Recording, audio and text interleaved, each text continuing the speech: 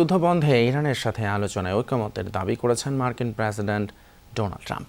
তবে তারই দাবিকে উড়িয়ে ইরানের স্পিকার বাঘের কালিবাফ বলেছেন, বিপদ থেকে বাঁচার জন্য মিথ্যা কথা বলছেন ট্রাম্প।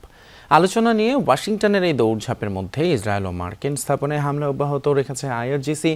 অন্যদিকে ইরানের উর্মিয়া সহ বিভিন্ন শহরে মার্কিন হামলায় হতাহত হয়েছেন বহু ইরানি।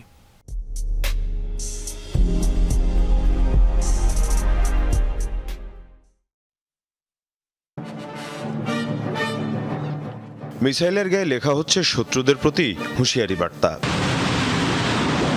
এরপর মার্কিন এবং ইসরায়েলি অবস্থান লক্ষ্য করে ছোড়া হচ্ছে একের পর এক ক্ষেপণাস্ত্র।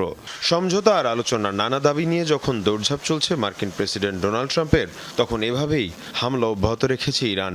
এসব ক্ষেপণাস্ত্র আঘাত হানে রশহেইন সহ তেল আবিবের বিভিন্ন এলাকায়। ক্ষতিগ্রস্ত হয়েছে বিভিন্ন ভবন। আগুন জ্বলতে দেখা যায় বেশ কিছু স্থাপনায়। জরুরি বিভাগ সহ বিভিন্ন সংস্থার সদস্যদের রাতভর ব্যস্ত থাকতে দেখা যায় পরিস্থিতি সামাল দিতে। ভোরের আলো ফুটতেই দেখা যায় ক্ষতিগ্রস্ত বিভিন্ন স্থাপনার দৃশ্য।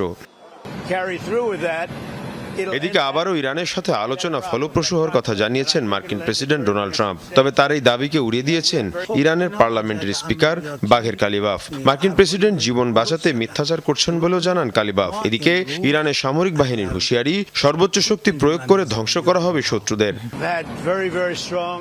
মধ্যপ্রাচ্যের মিত্রদের সাথে আমাদের খুবই কার্যকর আলোচনা হয়েছে। বিভিন্ন ইস্যুতে আমরা একটা ঐক্যমত্যে পৌঁছাতে পেরেছি। যদি আমাদের সাথে ইরান একমত না হয়, তাহলে আমরা এই অভিযান অব্যাহত রাখব।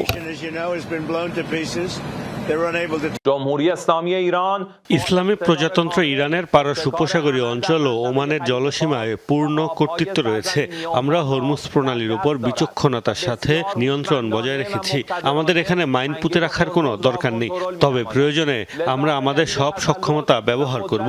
বহিরাগতদের এখানে হস্তক্ষেপের কোনো অধিকার নেই।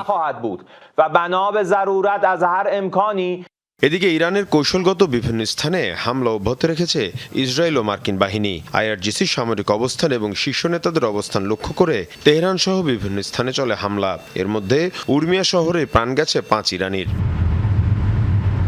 এ অবস্থায় সেন্টকম বলছে, এখন পর্যন্ত ইরানে 9000 বারের বেশি হামলা চালিয়েছে মার্কিন বাহিনী।